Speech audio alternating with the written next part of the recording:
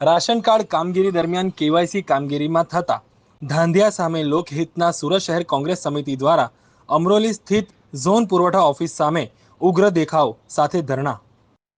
અમરોલી સ્થિત ઝોન પુરવઠા ઓફિસ પર કેવાયસી કામગીરીમાં ચાલતા ધાંધિયા અને ભ્રષ્ટાચારથી સ્થાનિક ઝોનના ગરીબ શ્રમિક લોકો ત્રાહિમામ પોકારી રહ્યા છે। આશરે 6 લાખ કરતાં વધુની વસ્તી ધરાવતા સુરત શહેરમાં સૌથી મોટા શ્રમિક વિસ્તારમાં સરકારી વિભાગ ઓરમાયું વર્તન કરતું હોય એવું સ્પષ્ટપણે હાલની પુરવઠા ઝોન ઓફિસ જે સ્થળે છે। પુરવઠા ઝોન ઓફિસમાં જવા આવવા પુરુષો સાથે મહિલાઓ લાઇનમાં અગવડતામાં ઊભા રહેવા મજબૂર બની છે। કેવાયસી માટે રોજના આશરે 500 રાશન કાર્ડ ધારકો આવે છે, જેમાં માંડ સવારે 10:45 કલાકથી સાંજે 6:10 કલાક સુધીમાં માત્ર આશરે 100 રાશન કાર્ડ ધારકોની કેવાયસી થાય છે। સરકારી તંત્રની આડોડાઈથી વિદ્યાર્થી અને શ્રમિકોને ઘણી મુશ્કેલી વેઠવી પડી રહી છે।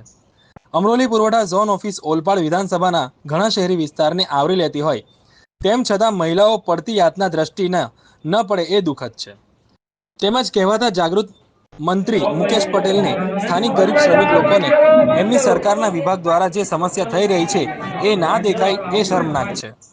રાશન કાર્ડ કેવાયસી કામગીરીમાં થઈ રહેલા ધાંધિયા અને ભ્રષ્ટાચાર સામે લોકહિતમાં સુરત શહેર કોંગ્રેસ સમિતિ દ્વારા અમરોલી ઝોન વિસ્તારના કોંગ્રેસ અગ્રણીઓ દ્વારા ઉગ્ર વિરોધ પ્રદર્શન કરી દેખાવ કરવામાં આવ્યા, જેમાં અમરોલી પોલીસ દ્વારા મોટી સંખ્યામાં સ્થળ પર વિરોધ પ્રદર્શન કરી રહેલ અગ્રણીઓને ડિટેન કરવામાં આવ્યા। રિપોર્ટર આમિન સૈયદ, સુરત।